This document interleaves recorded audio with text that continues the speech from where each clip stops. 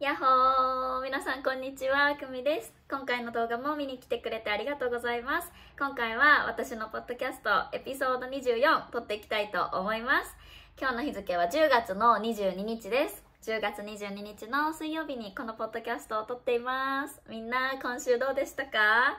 はい、また前回もちょっと先週も動画をアップすることができなくて少し久しぶりになってしまったんですけど、皆さんこの2週間どうだったでしょうか？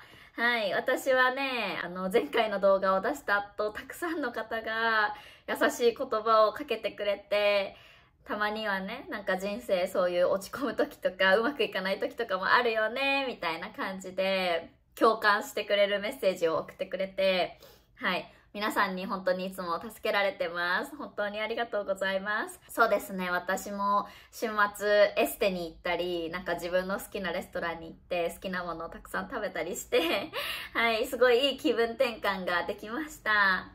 あとみんなのストレス発散方法とかも教えてくれてありがとうございました。私気づいたんだけど、やっぱり私は一人で仕事をしているので、なんか相談とかする相手もさ、やっぱり同業者みたいなのがいないから、身の回りにね。そう、同僚みたいなのもいないから。だから、なんか自分で一人ですごい考えちゃって、どうしようってなって、なんかパンクみたいな感じになってたんだけど、そう。だけどやっぱり私には身近にね、自分のパートナーであったりとか、家族であったりとか、いろいろ優しく話を聞いてくれる人たちがたくさんいるし、もちろん生徒のみんなにも時にはなんか私の相談を聞いてもらっちゃったりして、はい、本当にたくさん頼れる人がいっぱいいて幸せだなって改めて感じました。いつも皆さん本当にありがとうございます。こうして YouTube でなんか自分の思いを話すことも私にとってはなんかすごいセラピーみたいな感じで自分の気持ちをね話す場所があるってすごいいいなって思いましたね。YouTube3 万人を突破したということで、今度の動画で質問コーナーをしようかなって思ってます。なので、いつも YouTube を見てくれてる皆さん、ぜひ、なんか日本語についての質問だったりとか、勉強方法についてとか、全然なんかそういうの関係なく、日本の文化についてでもいいし、私についての質問でもいいですし、私の血液型は何ですかとか、本当にそういう、誰が興味あるみたいな感じのしょうもない質問でもいいので、ぜひたくさん送ってくれると嬉しいです。インスタグラムでも募集してて、インスタグラムでも本当にすでにたくさんの方が、面白い質問を送ってくれて、すごい答えるの今からワクワクしてます。で、YouTube を見てくれてる皆さんもぜひ、このコメントでもいいので、質問があったら、どしどし送ってくれると嬉しいです。はい。じゃあ、早速ですね、今日のポッドキャストではやりたいちょっと企画、面白そうな企画を持ってきました。はい。私は毎日英語のポッドキャストを聞いてるんですけど、その中で私がよく聞くポッドキャストがエマ・チャンベリンっていうアメリカ人のインフルエンサーの女の子がいるんですけどね、20代、24歳だったかな、24歳で、私26歳なんですけど、同年代ぐらいの女の子だし、なんだろうな、その子のポッドキャストはめっちゃ話してる内容がすごい面白いんですよ。はい。なんかガールズトークみたいな話もするし、人生のなんかアドバイスセッションみたいなのもやってるんだけど、それを聞くのもすごい好きだし、いろんなテーマのね、ポッドキャストを配信してて、私も毎日本当に楽しんで聞いてるんですけど、その子のポッドキャストの中で、なんか自分のことをもっとよく知ろうみたいなトピックのポッドキャストで、心理テストみたいなのを受けてたんですよ。何個かの質問に答えて、その質問を答えることで、私の、深層心理を知るみたいな感じかな。自分でも知らなかったような自分の価値観だったり考え方を知ることができますよね。そう。日本ではすごい私思うんですけど、こういう心理テストとかめっちゃ人気なんですよね。多分海外の人に比べて、日本人ってすっごいこういう心理テストみたいなのめっちゃ好きなの。で、なんか友達と集まった時とかにも心理テストを受けたりしたりすることもあるし、最近は私ないけど、でもなんか流行ってるテストとかもあるし、その MBTI とかもそうですよね。MBTI 診断みたいなので、人の性格をね、16タイプに診断するじゃないですか。そういうのもめっちゃ日本人好きなんですよ。で、なんか今日はそういう心理テストを私が、受けていくので、今から。その心理テストを私読むので、みんなも一緒に考えてもらって、自分だったらどの答えを選ぶかな、みたいな感じで、一緒にやってくれると楽しいんじゃないかなと思うので、そして日本の心理テストの文化についても皆さん知れると思うので、ぜひ一緒にテストを受けてみてください。私が参考にした心理テストのサイトとかも、YouTube の概要欄に貼っとこうと思うので、なんか、もし気になってもっと受けてみたいなっていうことがあったら、ぜひそちらのサイトから心理テストを皆さんも受けてみてください。はい。ちょっとドキドキワクワクしてます、私も。楽しそうじゃないですか。私もちなみにこういうテストを受けたりするのは好きです。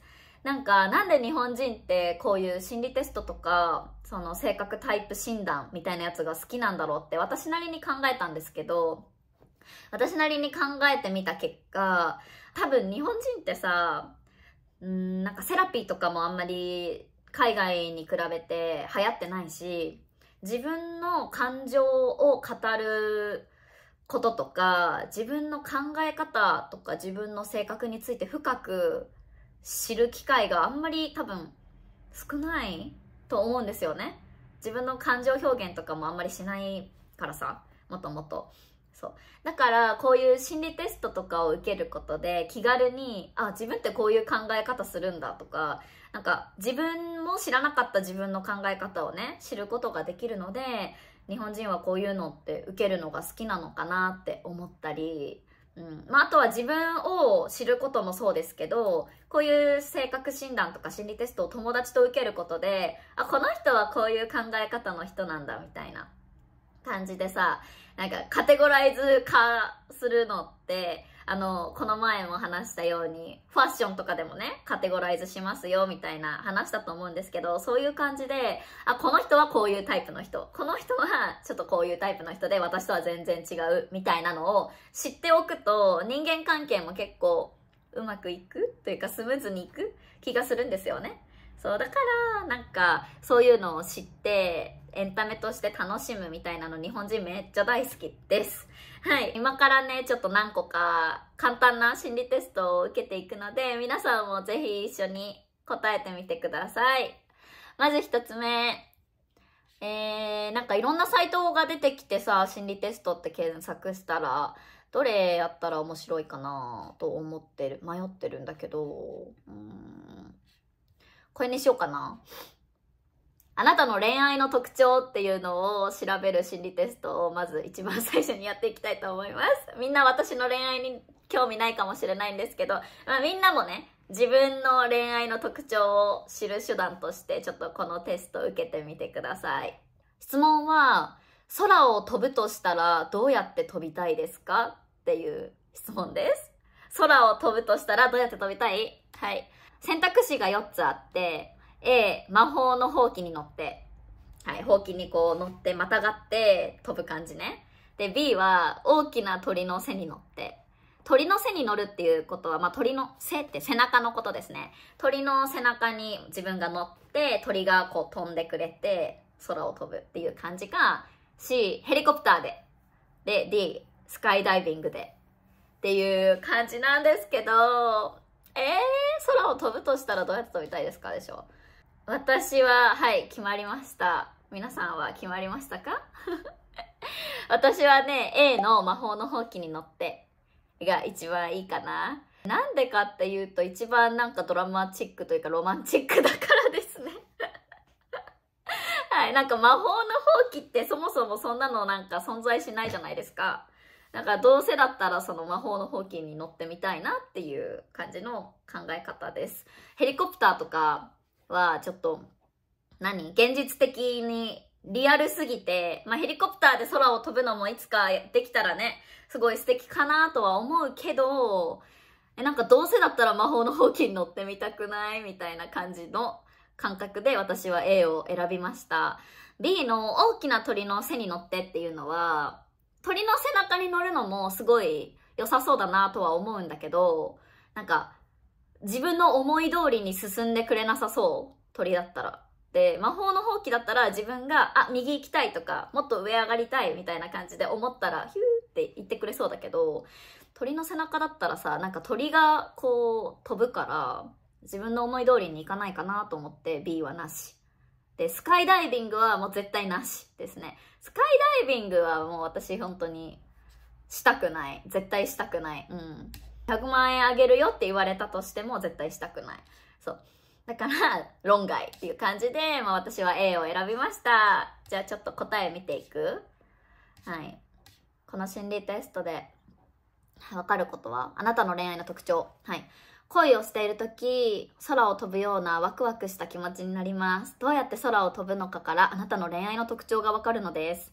で、魔法のほうきに乗ってを選んだあなたは、自分主導の恋愛をする。だって。魔法のほうきは自分でコントロールして乗らなくてはいけません。魔法のほうきで空を飛びたいと思ったあなたは、自分が相手をリードする自分主導の恋をします。好きになったらあなたから告白して付き合うことになるはずです。会う頻度、デートスポットなどもあなたが決めるでしょう。嫌になったら別れを告げるのもあなたなのです。はい、っていうことでした。これが合ってるかどうかはさておき、自分でコントロールして乗らなくちゃいけないっていうのはね、やっぱりそうですよね。私が考えた通りだったんですけど、どうだろうな。別に私自分主導の恋じゃないと嫌だみたいなのはないんですけど、だし、なんか、好きになったら私から告白するっていうことも今までなかったですね。別に告白したことないです。相手が告白してくれるようにアピールはしてたかな。告白させてたみたいな感じですね。だから。そう。けど自分からなんかもう絶対告白するぞみたいな感じで告白したことはないです。はい。で、会う頻度、デートスポットなどもあなたが決めるでしょう。だけど、デートスポットとかは私逆に決めてほしいかな。私あんまり計画するのが好きじゃないので、なんか全部任せて、すごいやってくれるパートナーだったら嬉しいなって思いますね。でももちろん私も行きたいところがあったら、そこは、言うし、そこに一緒についてきてくれる人がいいなって思いますけど、全部私がなんか主導する行為っていうのはちょっと嫌かも。私リードされたいタイプかも。はい。です。皆さんは何選んだんでしょうか？まず B、大きな鳥の背に乗ってを選んだ人の答えも読みますね。大きな鳥の背に乗ってを選んだあなたは、楽しく心躍る恋愛をする。だって。大きな鳥はコントロール不能で不安かもしれません。しかしどこへ行くのかわからないところにワクワク感やドキドキ感が潜んでいます。大きな鳥の背に乗って空を飛びたいと思ったあなたはとても楽しくて心躍る恋愛をします。好き、愛してるという気持ちを素直に言葉にし、恋の相手とはいつもラブラブの状態でいるでしょう。だって、私どっちかと言ったらこっちかも。はい。どうですか？皆さん B を選んだ方いましたかね？じゃあ C、ヘリコプターを選んだあなた。ヘリコプターを選んだあなたは、結婚前提の恋愛をする。ヘリコプターには操縦士が乗っていますから安全に空を飛べます。あなたは恋愛に安心感を求めているようです。安心感とはこのまま付き合えば結婚できるという保証から来るものかもしれません。つまりあなたは結婚前提の恋愛しかしないでしょう。相手とライフスタイルやお金に対する価値観が合うかどうかを確かめてから交際するはずです。なるほど。やっぱりヘリコプターっていうのはね、操縦する人、運転する人のことですね。がいるから、安全ですよね。だからやっぱり安心感とか、なんか現実、やっぱ一番現実的に考える人っていう感じなんじゃないでしょうか。はい。じゃあ D のスカイダイビングを選んだあなたは、スカイダイビングは身一つで空へ投げ出されるので恐怖感が伴います。あなたは単に楽しいだけの恋愛とは無縁でしょう。好きだからこそ激しい嫉妬もしますし、相手を束縛したくもなるのです。当然喧嘩も絶えないはず。それでも愛しているから離れられません。愛と憎しみは紙一重。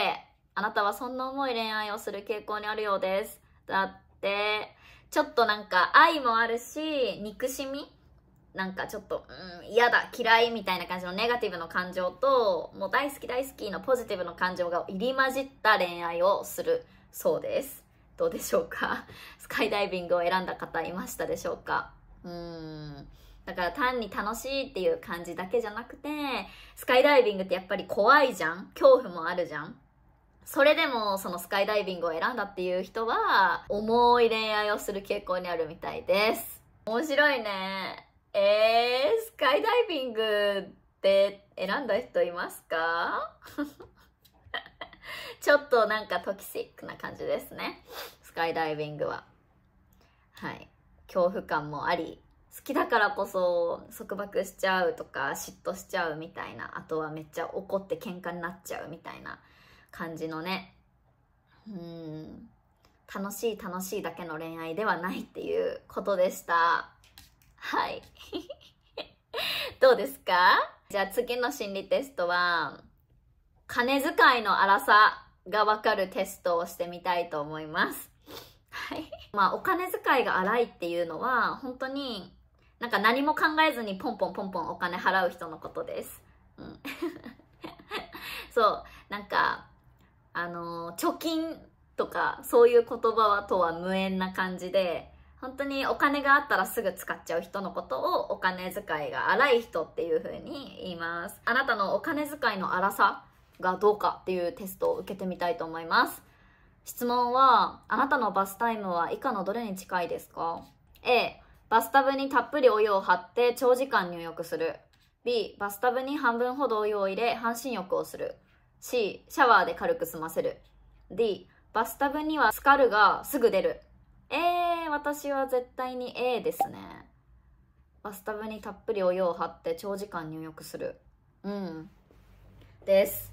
私は毎日お風呂に入る時間がすごく好きなので、お風呂にお湯を張って長時間って言ってもまあ20分とか30分、長い時30分くらいバスタブの中で YouTube とか Netflix を見て汗をかいてっていうのをしてますね。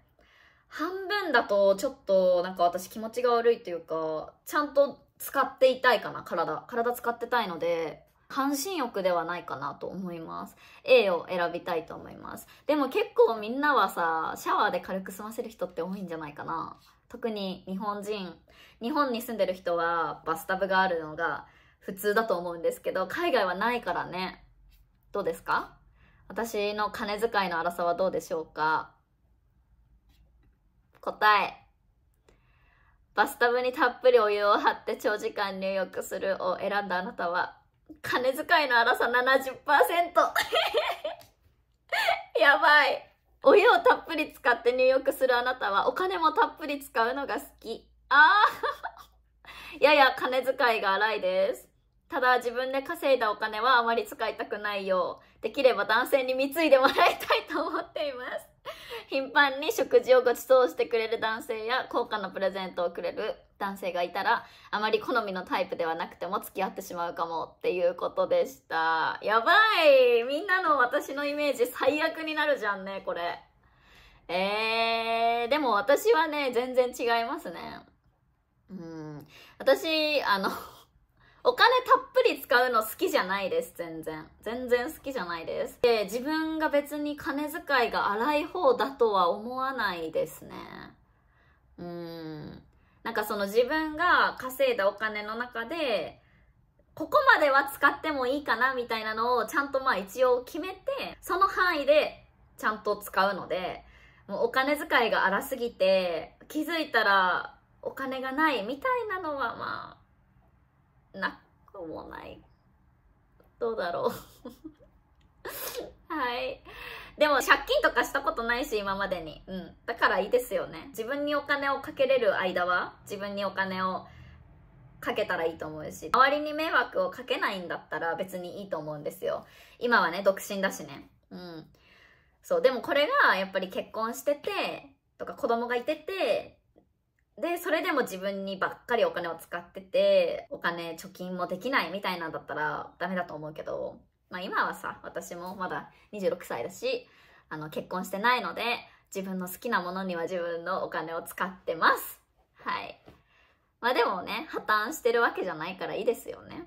だからまああながち間違いではないかなって思います。でも、なんかできれば男性に貢いでもらいたいと思っていますとか、頻繁に食事をご馳走してくれる男性や高価なプレゼントをくれる男性がいたら、あまり好みのタイプでなくても付き合ってしまうかも。これは違いますよ。これはもうちょっとはっきり言わせてください。全然違います。なんか私は自分の稼いだお金で自分の欲しいものを買うのが好きです。だからプレゼントをもらうのはね、もちろんもらったものはすごい嬉しいし、嬉しいんだけど、なんか絶対にプレゼントをくれる男性じゃないと嫌だとか、なんかそこはあんまりないかな。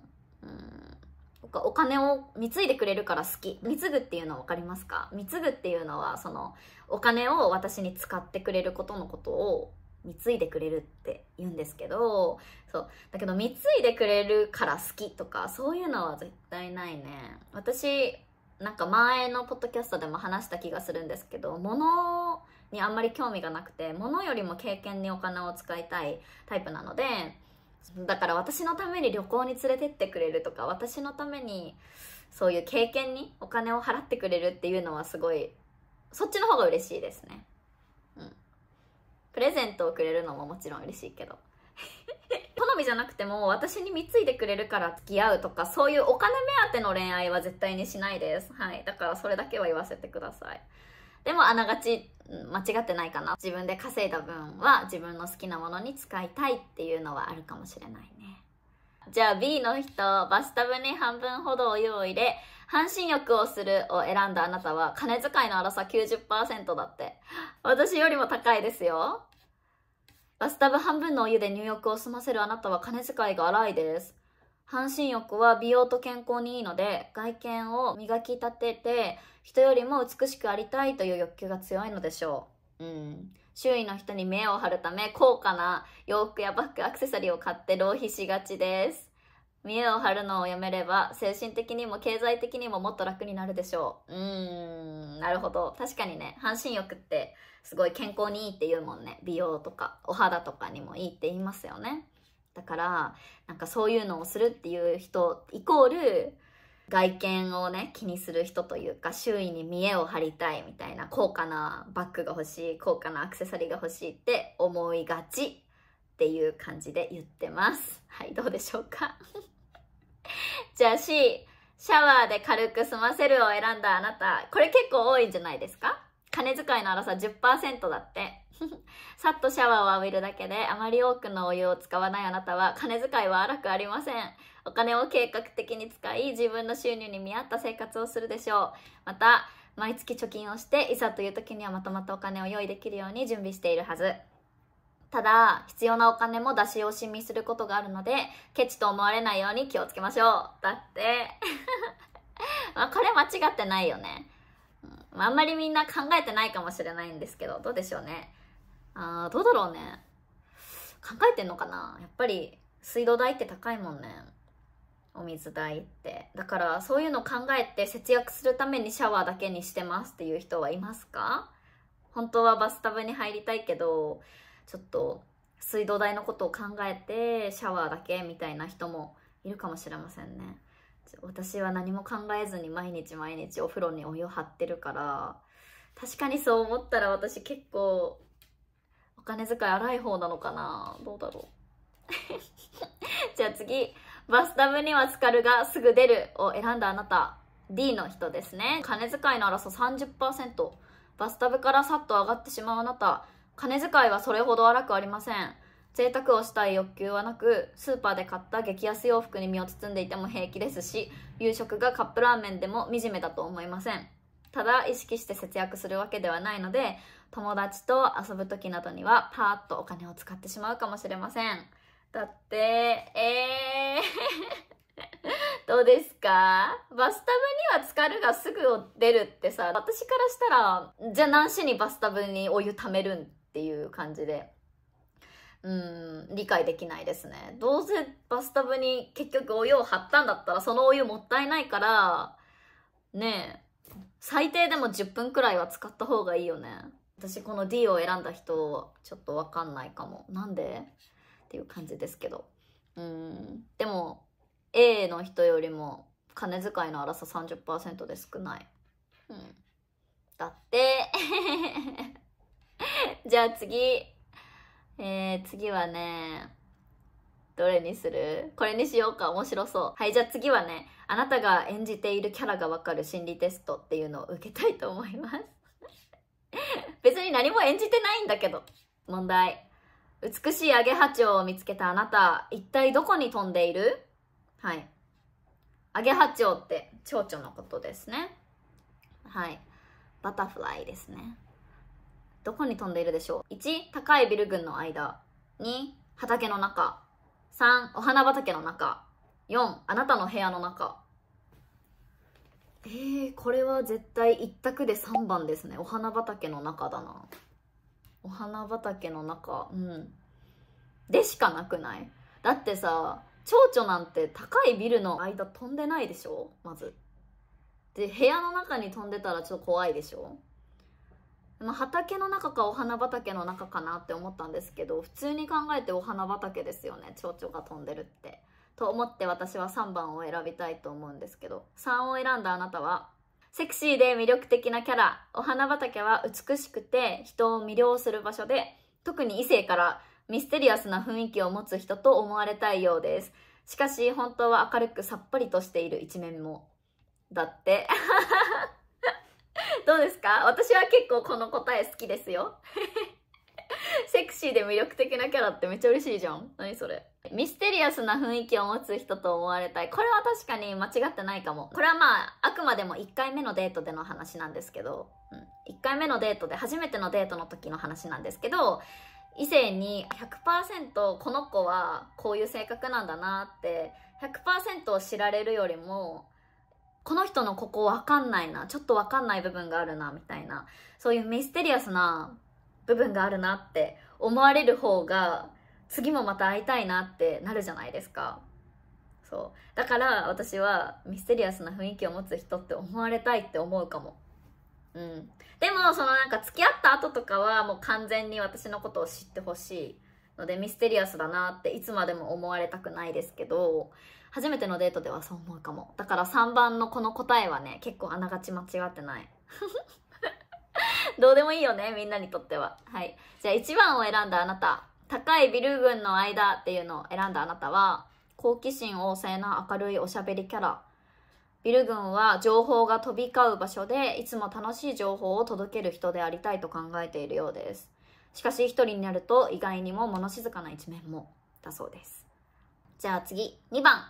畑の中を選んだ人は、ポジティブでエネルギッシュなキャラ。畑はエネルギーをつけることができる食べ物を生産する場所で、あなた自身のパワーで人を元気づけたり、人を大きく動かしたいと考えているようです。しかし一人になると意外とネガティブな一面も。だって、確かにね、畑って何かをこう作る場所ですからね。そう。だからなんか、エネルギーをあげたいみたいな感じのキャラだそうですよ。本当かよ。じゃあ4番。4番は何だった？あなたの部屋の中。部屋の中を選んだ人。無口でおとなしいキャラ。あなたの部屋は秘密の多い場所で、嫌な人に目をつけられないよう、目立たないようにしたいと考えているようです。しかし本当は明るいところがあり、元気な人である一面も。だって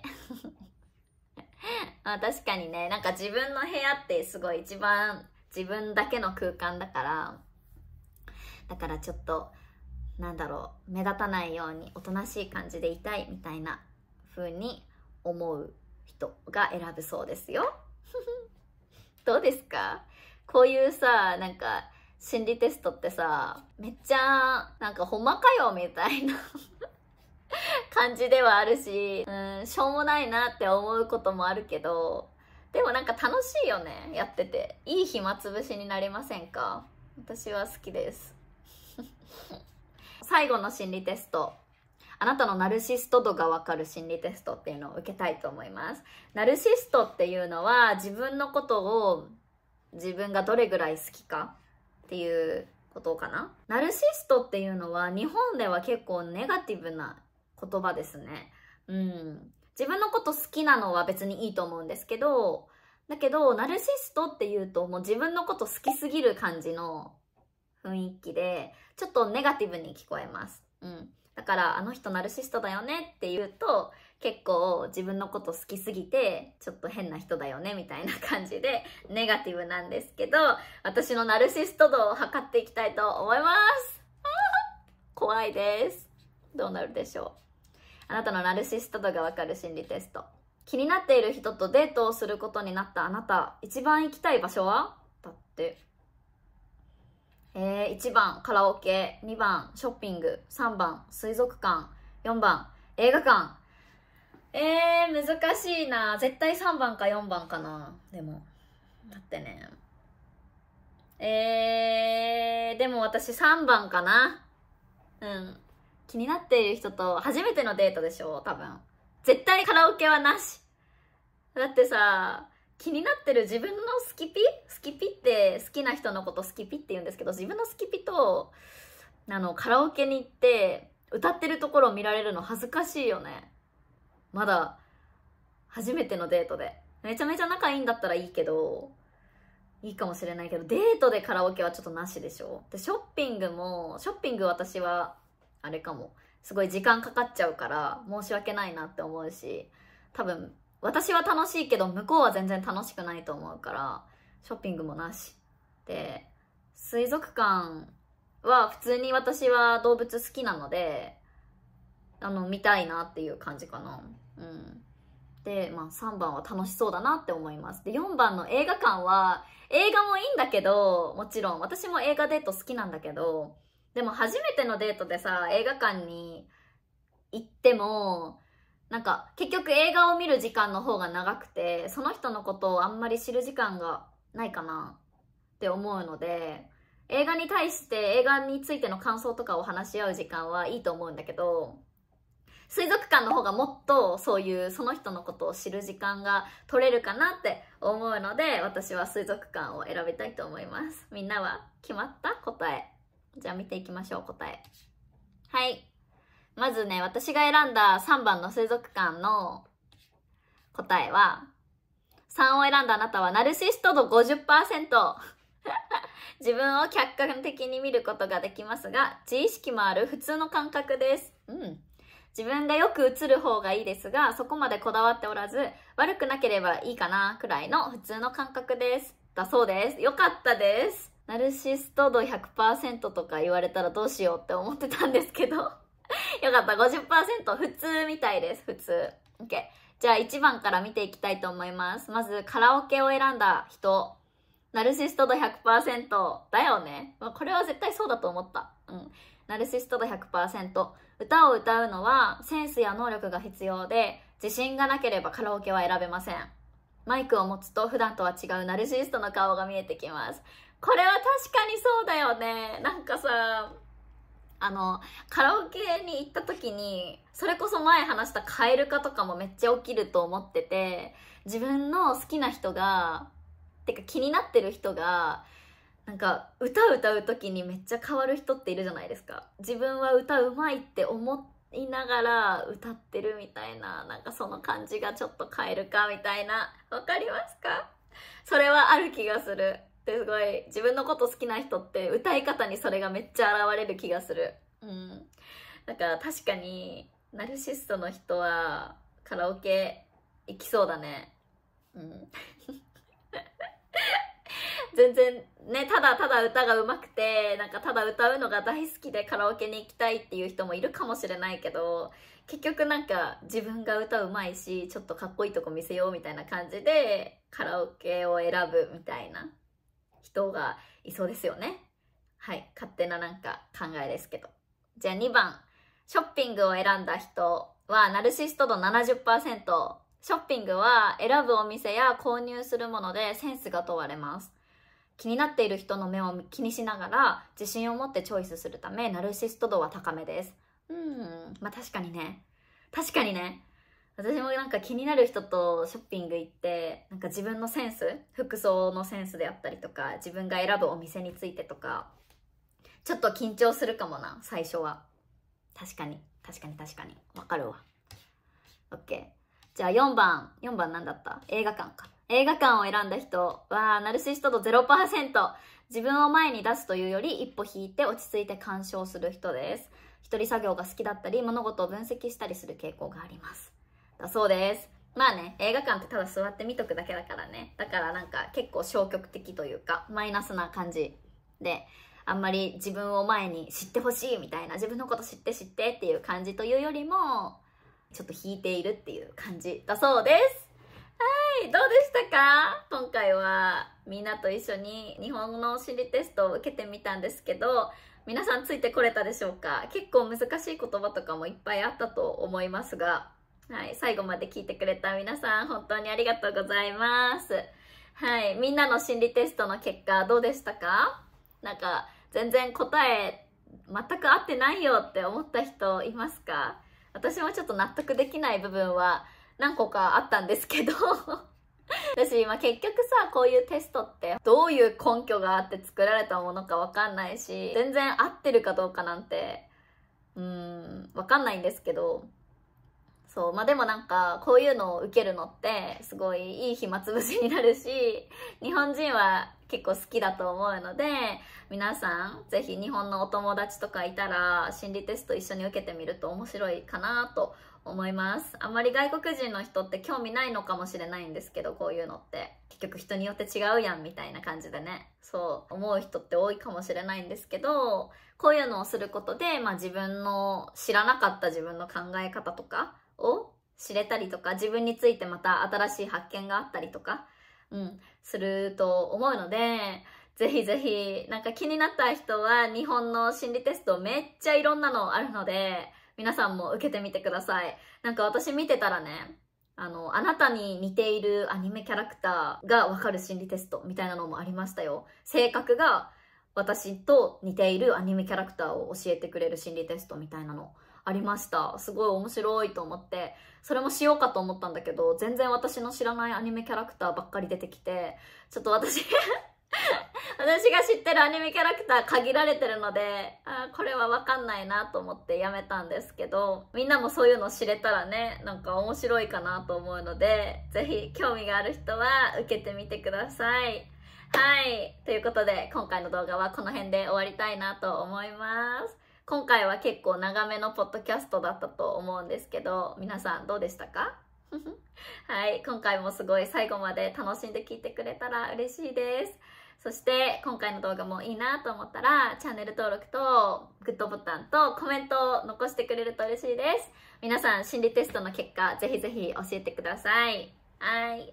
じゃあまた次の動画で次質問コーナーをしようかなって思っているので、皆さんコメントで私に対しての質問とか何でもいいので送ってくれると嬉しいです。はい。じゃあまた次の動画でお会いしましょう。バイバーイ。